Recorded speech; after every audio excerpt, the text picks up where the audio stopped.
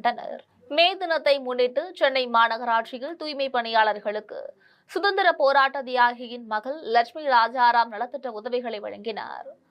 நாடு முழுவதும் இன்று உழைப்பாளர் தினம் கொண்டாடப்பட்டு வரும் நிலையில் சென்னை மாநகராட்சியில் இரவு பகல் பாராமல் தூய்மை பணியை செய்யும் 50க்கும் மேற்பட்ட தூய்மை பணியாளர்களுக்கு நலத்திட்ட உதவிகள் வழங்கும் நிகழ்ச்சி நடைபெற்றது.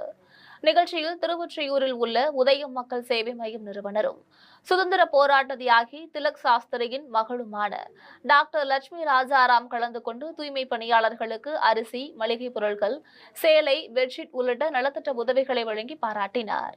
நிகழ்ச்சியில் சிறப்பு அழைப்பாளராக சென்னை மாநகராட்சியின் 1வது மண்டல குழு தலைவர் திமுக தனியரசு கலந்து கொண்டு மே தின சிறப்புகள் குறித்தும் தூய்மை பணியாளர்களின் சிறப்புகள் குறித்தும் பேசினார். மேலும் மே தினத்தில் தூய்மை பணியாளர்களுக்கு சுதந்திர போராட்ட தியாகியின் மகள் லட்சுமி ராஜாராம் நலத்திட்ட உதவிகள் வழங்கியதற்கு நன்றி தெரிவித்துள்ளார்.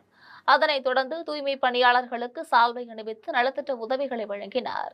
இந்நிகழ்ச்சியில் உதய மக்கள் சேவை மைய நிர்வாகிகள் முனிரத்னம், கிருஷ்ணா, கிறிஸ்டோபர், ஜே ரவி, சிவகுமார், சைலண்டர் உட்பட பலர் கலந்து கொண்டனர். மே தினத்தை முன்னிட்டு